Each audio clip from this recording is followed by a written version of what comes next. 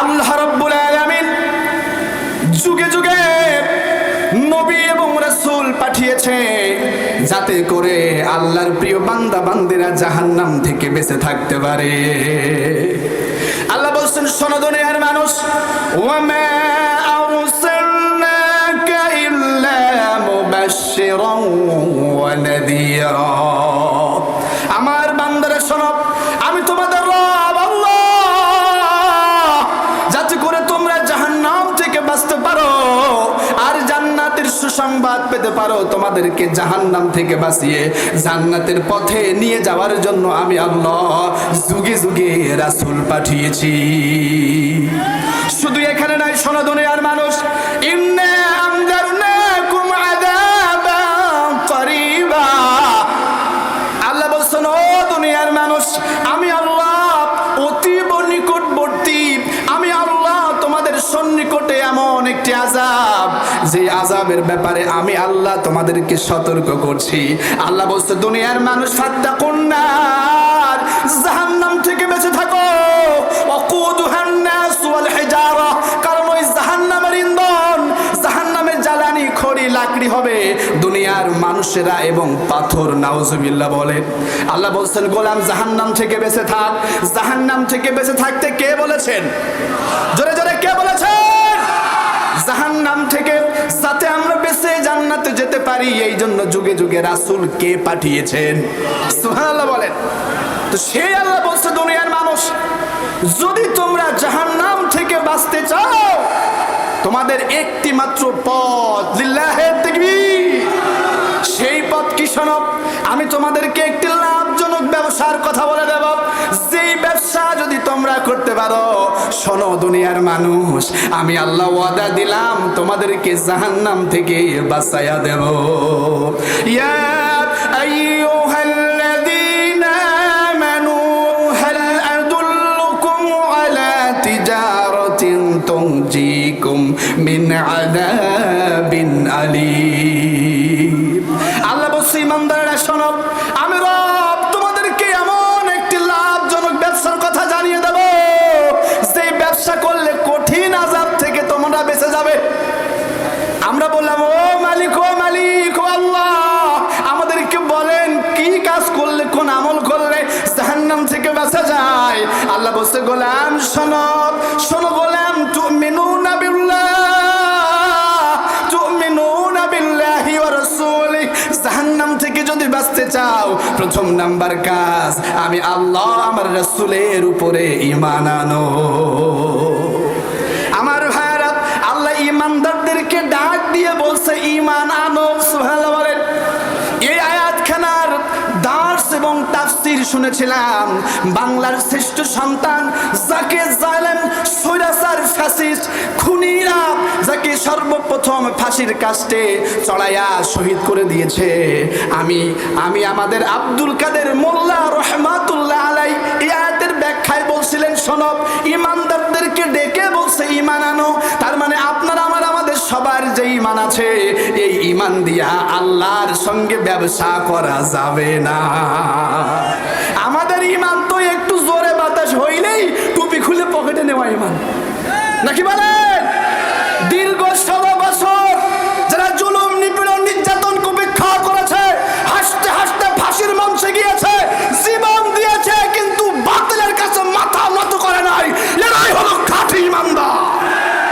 আর যারা বলেছে এখন সময় খারাপ, দাড়ি কেটে ফেলতেছে, সময় খারাপ, টুপি খুলে পকেটে নিচ্ছে, সময় খারাপ, জামাত ইসলামের নাম শুনলে দূরে যায়, ওরা কিন্তু এখন প্রথম কাতারে বসে। ওদের ভিড়ে আসল মানুষ খুঁজে পাওয়া যাচ্ছে না। জোরে কোন, জোরে কোন। এই ছাত্রদের আত্মত্যাগের মাধ্যমে, স্যাক্রিফাইসের মাধ্যমে আমরা আবার স্বাধীন দেশ পেয়েছি। সুবহানাল্লাহ বলেন। তাহলে আল্লাহ তাআলা বলছে, ঈমানদার ঈমান আনো। তার মানে আপনারা আমাদের ঈমানের যে কন্ডিশন, এই ঈমান দিয়ে আমার আল্লাহর সঙ্গে ব্যবসা করা যাবে না। কারণ ব্যবসা করার প্রধানতম যেটা আপনার থাকতে হবে, সেটা হলো মূলধন। কি থাকতে হবে? জোরবান, কি থাকতে হবে? তো মূলধনের নাম হলো ঈমান। সুবহানাল্লাহ বলেন। আমার ভাইরা, এখন এই ঈমানদার কারা? সুবহানাল্লাহ বলেন। আল্লাহ বলছে, শোনো, আল্লাযীনা আমানু ওয়া লাম ইয়ালবিসু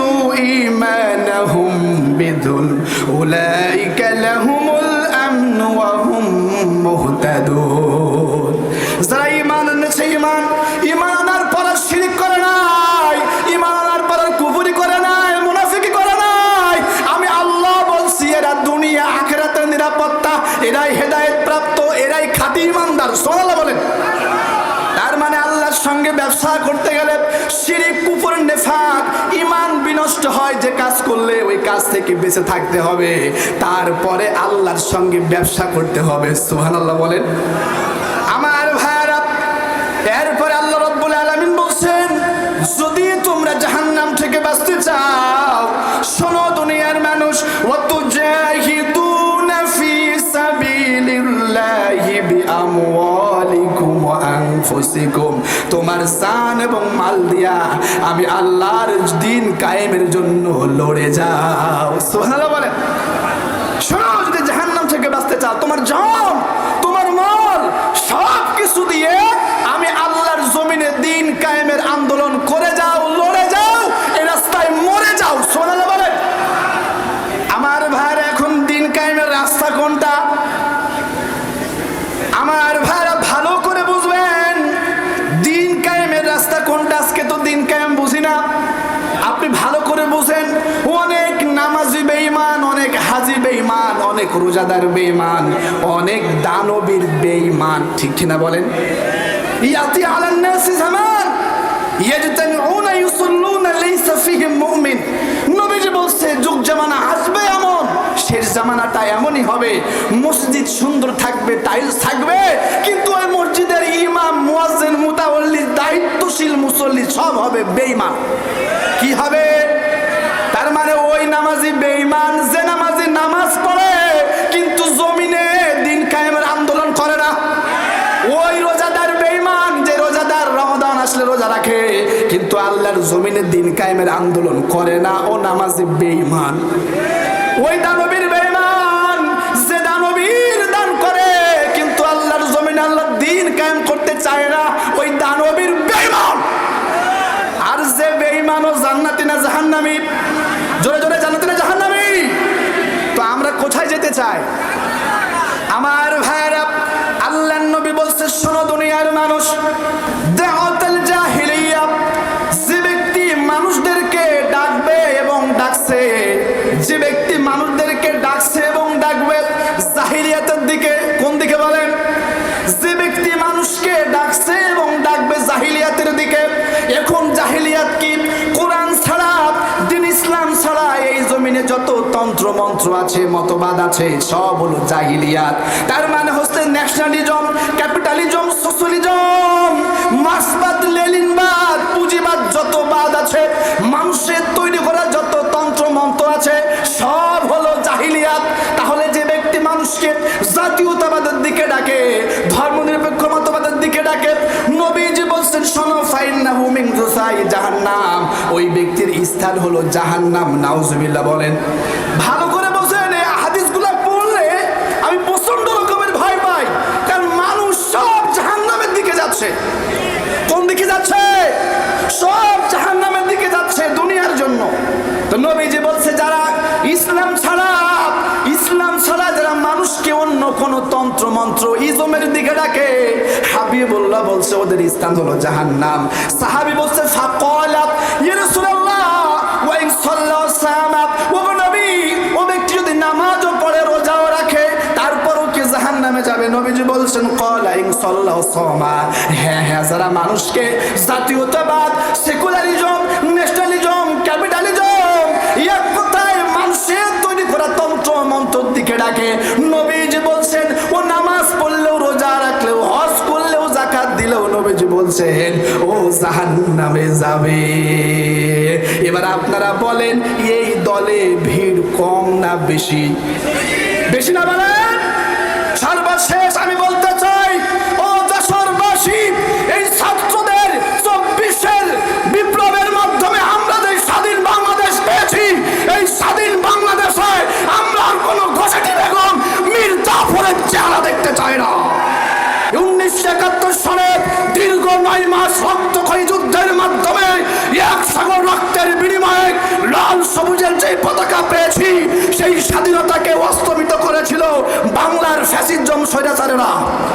আমরা 24-এ যুবকদের মাধ্যমে স্বাধীনতা পেয়েছি, আমরা আর কোন স্বৈরাচারের কারণে এই স্বাধীনতা হারাতে দিতে চাই না। সুতরাং বাঙাল পাড়াবাসী, আমি বলতে চাই, 1 সাগর নাই 7 সাগর